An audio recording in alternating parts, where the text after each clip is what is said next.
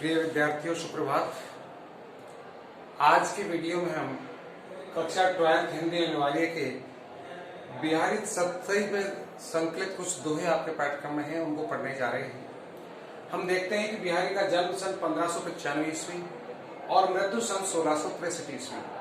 रीतिकाल के सबसे प्रसिद्ध कवि के रूप में रीतिसिद्ध कवियों में बिहारी का नाम लिया जाता है। इनके द्वारा भक्ति, नीति और श्रृंगार के दोहे बिहारी की कल्पना शक्ति की विलक्षणता को दर्शाते हैं, जिसमें गागर में सागर भरने वाले कवि बिहारी रीतिकाल के रीतिसिद्ध कवि माने जाते हैं। बिहारी के बारे में कहा जाता है कि गागर में सागर यानी बहुत छोटे शब्दों में बहुत बड़ी बात कह देना इनके काव्य की एक विशेषता मानी गई है। हम जानते हैं कि बिहारी ने अपने भक्ति, नीति और श्रृंगार के माध्यम से रीतिकाल के श्रेष्ठ कवियों में अपनी पहचान बनाई है। इनकी एक महत्वपूर्ण रचना बिहारी सप्तशती, जिसमें 719 या 724 दोहे दोनों का उल्लेख मिलता है, लिखे गए और इन्होंने इन दोहों के माध्यम से ही विशेष ख्याति प्राप्त की है। हम देखते हैं आज इनके बिहारी सप्तशती से संकलित आपके पाठ्यक्रम के कुछ दोहे। सबसे पहले आप दोहे में आप देखिए यहाँ भगवान की किस तरह भक्ति के रूप में माँ राधा की स्तुति की है कवि बिहारी ने। क्योंकि भक्ति के संबंधित दोहे में हम शुरुआत करते हैं भक्ति के इस दोहे से। वैसे मैं पहले आपको एक थोड़ी सी जानकारी बिहारी के बारे में बताना चाहूंगा कि बिहारी जी अपने आप में एक विलक्षण प्रतिभा के धनी थे। राजा जयसिंह, जो महाराजा जयसिंह जयपुर के राज गद्दी पर विराजित थे, वो अपने यौवन काल में शुरुआत में ही अपने राजपाट कार्य को छोड़ करके और सीधे रनिवास में रहने लगे। तो उन्होंने सोचा कि यदि इस तरह से राजा जयसिंह अपने राजगद्दी को ध्यान से भटक करके रनिवास में रानी के साथ समय व्यतीत करेंगे तो इनके राज्य का क्या होगा। इस बात को सोचकर के उन्होंने राजा जयसिंह को एक दोहा पढ़ा, जो था कि नहीं पराग नहीं मधुर मधु नहीं विकास ही काल, अली कली ही सो बदो आगे कौन हवाल। अन्योक्ति अलंकार के माध्यम से इस पंक्ति में कहा राजा जयसिंह समझ गए, वो भी विद्वान थे, कि बिहारी मुझसे क्या कहना चाह रहा है कि नहीं पराग नहीं मधुर मधु नहीं विकास ही काल। पुष्प परागकण या उसके मधुमल शहद के माध्यम से और भौरों के माध्यम से इस बात को कहा, लेकिन इस बात का सीधा प्रभाव राजा जयसिंह पर पड़ा और उसी दिन से उन्होंने अपने रनिवास में रानी का साथ छोड़कर अपनी राजगद्दी को संभाला और अपने सिंहासन को सुशोभित किया। ऐसे विलक्षण प्रतिभा के धनी बिहारी अपने आप में भक्ति, नीति और श्रृंगार में अद्भुत क्षमता रखते हैं। चलिए भक्ति के संबंधी पहला दोहा हम इसका देखते हैं कि मेरी भव बाधा हरो राधा नागरी सोई, जातन की झाई परे श्याम हरिद्युति हुई। माँ राधा की स्तुति करते हुए कवि बिहारी यह कहता है कि मेरी भव बाधा हरो, यानी मेरी सांसारिक बाधाओं का हरण करो, समाप्त करो। कौन? राधा नागरी सोई, वही राधा नागरी, वही चतुर राधा। कौन? कि जातन की झाई परे, कि जिस तन की झाई माने छाया पड़ने पर श्याम में हरित दुति हुई। श्याम माने श्री कृष्ण भगवान, हरित माने हरापन, हरेपन का मतलब प्रसन्नता या आनंद है, खुशी, जिनकी खुशी दुगनी हो जाती है, ऐसे श्याम कि जिनकी छाया पड़ने पर, जिनकी परछाई पड़ने पर, जिनको दिखाई देने पर जिनके आनंद दुगना हो जाता है, ऐसी वो राधा मेरे सांसारिक बाधाओं का हरण करो। अर्थात मद माया लोभ मोह जो सांसारिक बाधाएं हैं हमारे जीवन में, इनको आप ही समाप्त करिए, आप ही मेरे जीवन का उद्धार कीजिए। दूसरा दोहा देखें कि तो परवारो उर्वशी सुन राधिके सुजान, मैं तू मोहन के उर्वशी है उर्वशी समान। किस तरह से भक्ति संबंधी दूसरे दोहे में कवि बिहारी क्या कहता है, माँ राधा के बारे में स्तुति करता है कि तो परवारो उर्वशी, कि मैं तेरे ऊपर वार्ताओं में न्योछावर कर देता हूँ। उर्वशी माने स्वर्ग की अप्सरा का नाम है। कि तो परवारो उर्वशी, कि हे राधा, हे प्रिय राधा सुजान, मैं आपके ऊपर उस स्वर्ग की अप्सरा उर्वशी को भी त्याग कर सकता हूँ, न्योछावर कर सकता हूँ, बलिदान दे सकता हूँ। सुन राधिके सुजान, हे चतुर राधा तुम सुनिए। किस तरह से कहा गया है कि तू मोहन के उर्वशी, क्योंकि तुम मोहन के हृदय में बसी हुई हो उर्वशी समान, क्योंकि तुम तो हृदय पर धारण करने वाले मोतियों की माला के समान ही हो। इसलिए मैं तुम्हारे ऊपर उस स्वर्ग की अप्सरा को भी बलिदान या न्योछावर वार सकता हूं, कर सकता हूं। अगला दोहा देखें कि बंधु भय का दीन के को तारे रघुराय, टूटे टूटे व्रत हो झूठे व्रत कहा है। यहाँ पर भगवान श्री कृष्ण को उल्हाना देता है बिहारी कि हे प्रभु, आपने जो कुछ किया कि बंधु भय क्या दीन के, कि तुम यदि बंधु हैं, दीन बंधु हैं, अपना नाम दीन बंधु आपने कहलाया, तो किस दीन के, क्या महत्व है आपका? को तारे रघुराई, हे रघुराई, हे प्रभु, हे कृष्ण, आपने किसको तार दिया, यानी किसका उद्धार कर दिया। टूटे थे व्रत हो, झूठे व्रत कहाए, तुम तो केवल झूठे झूठे ही अपनी वृद्धावली, अपना यशोगान पा रहे हो, तुमने किसी का कोई उद्धार नहीं किया।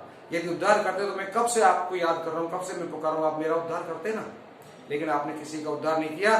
तुम तो इस संसार में रहते हुए और केवल आपका यश प्राप्त कर रहे हो, तुमने कोई उद्धार किसी का नहीं किया।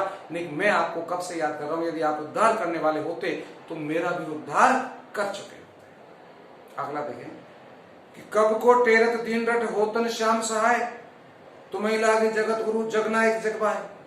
और अच्छा उपालन देता है बिहारी श्री कृष्ण के लिए कि हे प्रभु, हे दीन बंधु, तुम्हें तो इस संसार की हवा लग गई, यानी तुम तो सांसारिकता में फंस गए।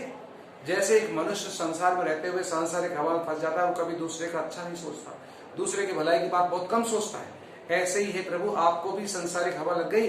तुम भी क्या कर रहे हो इस दुनिया में, देखिए कि कब को टेरत दीन रट, हे मैं गरीब आपको कब से पुकार रहा हूं, हे दीन बंधु मैं आपको कब से पुकार रहा हूं, हाय कृष्ण हाय राम, मेरा उद्धार करो, मुझे सांसारिकता से पार करो। पर कब को टेरत दीन रट होतन श्याम सहाय, लेकिन श्याम माने कृष्ण भगवान मेरे सहायक नहीं बन रहे, मेरा उद्धार नहीं कर रहे।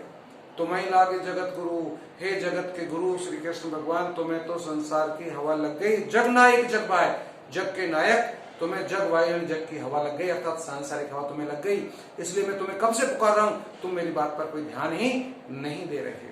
ये भक्ति संबंधित दोहे में बिहारी किस तरह से प्रभु का फलम देते हैं, उल्हाना देते हैं। या अनुरागी चित्त की गत समझे नहीं कोई, ज्यो ज्यो बूढ़े श्याम रंग त्यों त्यों उज्ज्वल हो। भक्ति संबंधित दोहे में से विरोधाभास है, हालांकि उस दोहे में हम देखते हैं कि यह अनुरागी चित्त की, कि इस अनुराग करने वाले मन की गति को कोई नहीं समझ सकता। या अनुरागी चित्त की गति समझे नहीं कोई, ज्यो ज्यो बूढ़े श्याम रंग, यानी ज्यो ज्यो ये श्याम रंग, यानी वैसे हम देखें तो श्याम का अर्थ में यहाँ काला होता है, लेकिन यहाँ कृष्ण संबोधन है कि जो जो हम कृष्ण के प्रेम में डूबते हैं, कृष्ण के रस में डूबते हैं, त्यों तो उज्ज्वल हो, त्यों तो ही हमारा ये मन, हमारा ये चित्त उज्ज्वल हो जाता है, धवल हो जाता है, श्वेत हो जाता है, पवित्र हो जाता है। इस प्यार करने वाले मन की गति को कोई नहीं समझ सकता। इस तरह से बिहारी कहना चाहता है कि भजन कहो ताते भजो, भजो नहीं को बार, दूर भजन जाते कहो, सोते भजो गंवार। बिहारी किस तरह से एक व्यक्ति के ऊपर बात बतलाना चाहता है कि हमने जिस व्यक्ति को ये कहा कि तुम भगवान का भजन कीजिए, कि भजन करो तो आते भजो, उससे तो जो गंवार व्यक्ति है जिससे भजन करने के बारे में कहा, उससे तो भगने लगे, दूर हो गया। कि भजन करो तो आते भजो, और भजो ने एक बार भी उसका भजन उसने नहीं किया। और दूर भजन जाते कहो, और जिससे दूर भगने के लिए कहा, यानी मद माया लोभ मोह सांसारिकता से मनुष्य को दूर रहने के लिए संबोधन किया है कि दूर भजन जाते कहो, सोते भजो गंवार। गंवार जो व्यक्ति होता है उसकी तरफ भागता है, यानी मद माया लोभ मोह सांसारिकता की ओर ही प्राणी ज्यादा दौड़ता है, जब उसको दूर रहने की बात कही गई है।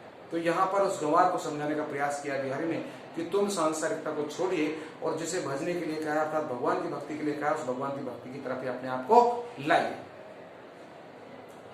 कि अजो तरोना ही रहो सुत सेवत एक रंग, नाक बास बेसर ले हो बस मुक्तम के संग। इस दोहे में कवि बिहारी ने बहुत महत्वपूर्ण बात कही है, यानी एक निर्गुण व्यक्ति, यानी कि जो एकेश्वरवाद में विश्वास करता है, उसने सगुण उपासक उससे किस तरह उलाना देता है कि वो नाक और कान के आभूषणों के माध्यम से दर्शाता है उस कि अजो तरोना ही रहो सुत सेवत एक रंग, कि जो अपने बुद्धि बल से ज्ञान के माध्यम से जो कानों से सुनकर के वेद शास्त्रों का अध्ययन करने के बाद भी अजो तरोना, ये तरोना बोलते हैं कान का आभूषण, यानी कान का आभूषण होता है वो हमेशा नीचे की तरफ पहना जाता है, जो लटका हुआ रहता है, यानी उसको ऊपर स्थान नहीं मिला, हमेशा लटकता ही रह गया।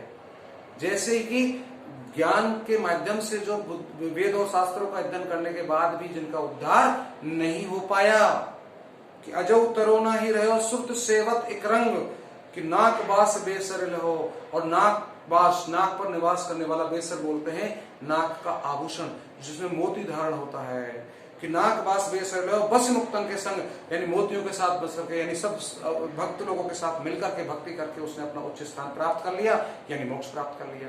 यानी ज्ञान के माध्यम से परमात्मा को प्राप्त करना सहज नहीं हो पाया, लेकिन भक्ति के माध्यम से, सगुण उपासक होने के माध्यम से, ईश्वर की साधना करने के माध्यम से उसने मोक्ष प्राप्त कर लिया। इस बात को बताने का प्रयास किया है इस दोहे में कवि बिहारी। अगला दोहा देखें कि सघन कुंज छाया सुखद शीतल सुरभि समीर, मन हो जाता जो वहीं उही जमुना के तीर। कवि बिहारी यह कहना चाहता है अपने श्री कृष्ण के सानिध्य के समय की, यानी संयोग काल की स्थिति, राधे किस तरह से बाल गोपाल और राधा किस तरह से कृष्ण के साथ संयोग के समय के वार्तालाप पे किस तरह बताना चाहा है कि सघन कुंज छाया सुखद, कि वो सघन माने गहरे कुंज लता बेलें और उनकी सुंदर सुंदर छाया, और शीतल सुरभि समीर, और वायु अपने त्रिधारा वेग में बहती हुई शीतलता मंदता और सुगंधता को धारण करती हुई जब बहती है उस ब्रज में कि मन हो जाता जो वहीं, आज भी मन करता है कि मैं वहीं जाऊं, उसी जमुना के तीर, उसी यमुना नदी के किनारे पर, ऐसा मेरा मन करता है।